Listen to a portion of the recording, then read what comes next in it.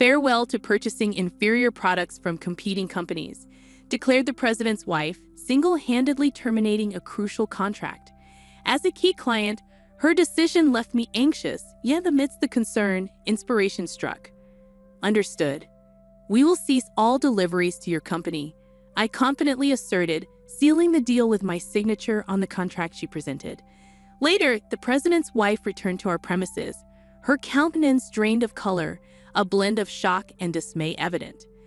My name is Mia, aged 37, and I helm the company passed down from my grandfather, a bastion of stability with a roster of esteemed clients.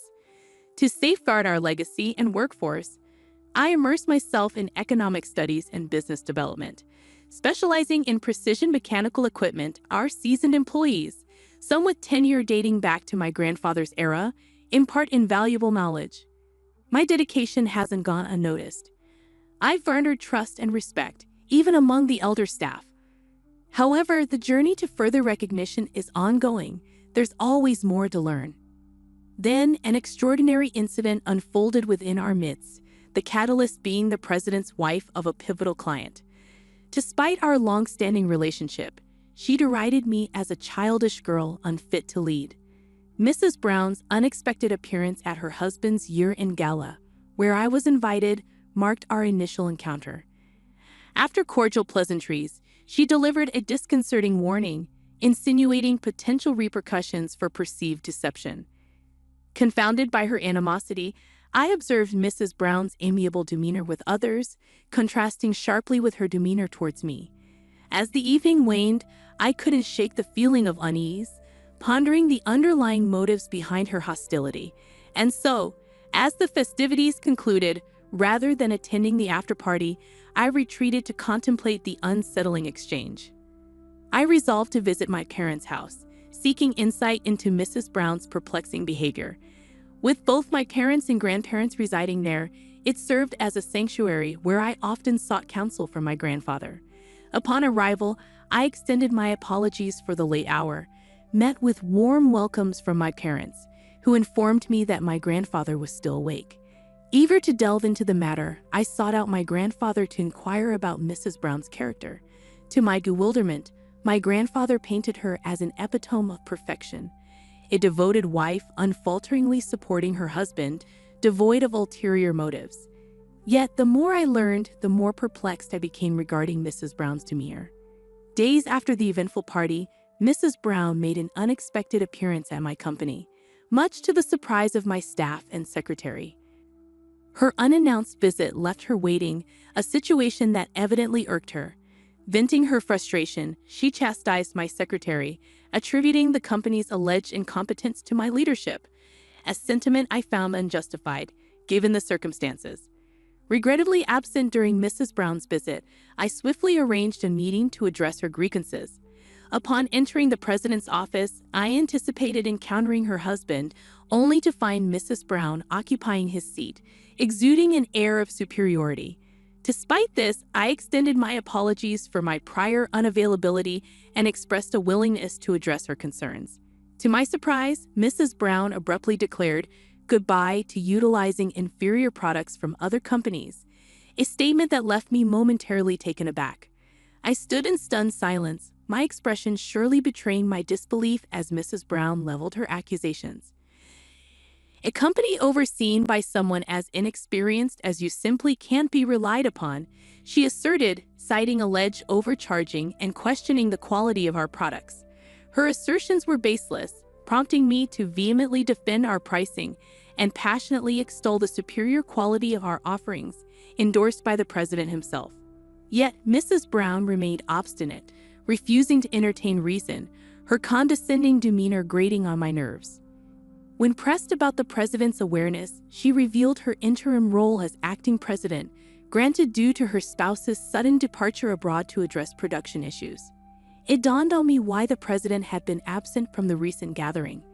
With finality, Mrs. Brown decreed our impending contract termination, insisting on a prompt meeting the following day to finalize the details. Feeling unceremoniously dismissed, I departed her office, a sense of urgency settling over me. The realization struck hard. Losing Mrs. Brown's company as a client posed a significant threat to our financial stability. Without their patronage, meeting payroll could become precarious. A palpable sense of crisis engulfed me as I contemplated the impending challenge of securing our company's future. Frantically, I racked my brain for strategies to salvage the imperial contract. The following day, Mrs. Brown punctually arrived at our premises, her demeanor somber as she placed the termination documents on my desk, urging swift action. Refusing to sign without consulting the president, I pleaded for time, only to be met with dismissive remarks about our operations' scale in comparison to their corporate stature. Infuriated by Mrs. Brown's arrogant stance and the abrupt termination, I felt betrayed by the lack of remorse for severing our long-standing ties. Resolute in my decision, I enacted the contingency plan I had devised. In a moment of clarity, I confronted Mrs. Brown, her laughter at my inquiry met with a steely resolve from my end. With a swift stroke, I affirmed our withdrawal from future dealings, momentarily catching her off guard before she regained her composure, seemingly satisfied with the outcome. As Mrs. Brown departed, her self-satisfied demeanor evident, my secretary and I exchanged polite bows, concealing inner smiles. Reflecting on the situation, I couldn't help but feel a twinge of amusement, contemplating her oversight and hastily concluding the agreement. Following her departure, I extended gratitude to Mrs. Brown's husband via email, expressing appreciation for past collaborations. Moments later, a call disrupted the quiet of our office, signaling the beginning of a new chapter.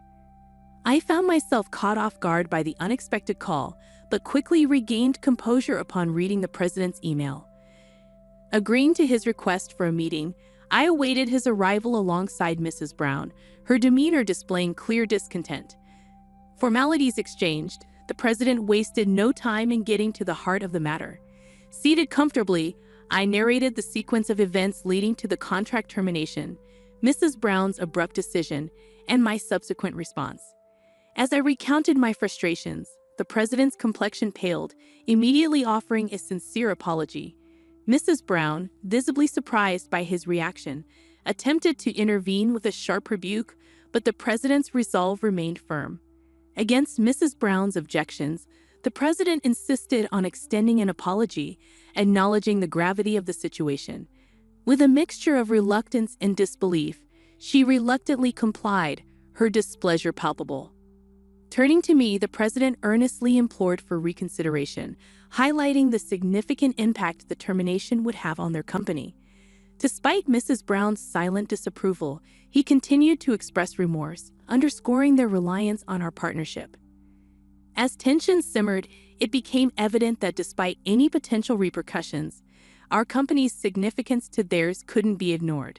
With a nod of understanding, I acknowledged the president's plea, signaling a potential pathway to reconciliation.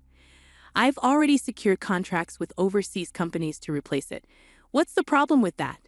Mrs. Brown maintained her assertive stance. I couldn't help but sigh in exasperation at her demeanor. Witnessing my reaction, the president was visibly shocked, unleashing a furious reprimand upon Mrs. Brown. "You don't understand anything. How could you do this without consideration? We've had a faithful relationship with this company for 40 years. Do you understand the significance of that?" His words fell on deaf ears as Mrs. Brown laughed them off, asserting her disregard for old relationships. "So what? I don't care about old relationships. Cutting ties with this company will reduce costs, allowing us to lower the prices of our own products. It's all beneficial," she retorted, unyielding in her stance. The president's anger only intensified, regretting his decision to let her act as president. In a moment of triumph, Mrs. Brown's phone interrupted the confrontation. Brushing off the call with irritation, her demeanor shifted to panic and confusion. Sensing something amiss, I waited until she ended the call before inquiring about the issue. Seemingly overwhelmed, Mrs. Brown began to mutter about delayed and inferior goods from the overseas company. I couldn't help but mockingly laugh at her distress, explaining that such setbacks were to be expected. Our precision mechanical equipment boasted unique craftsmanship and technology, qualities that couldn't be replicated elsewhere. Confounded, Mrs. Brown demanded clarification.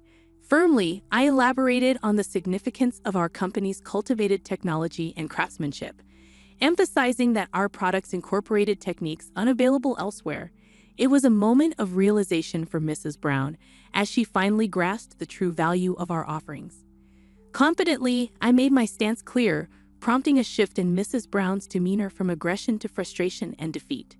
Maintaining my composure, I faced her with a triumphant expression, observing as she retreated into sullen silence, her demeanor akin to that of a sulking child.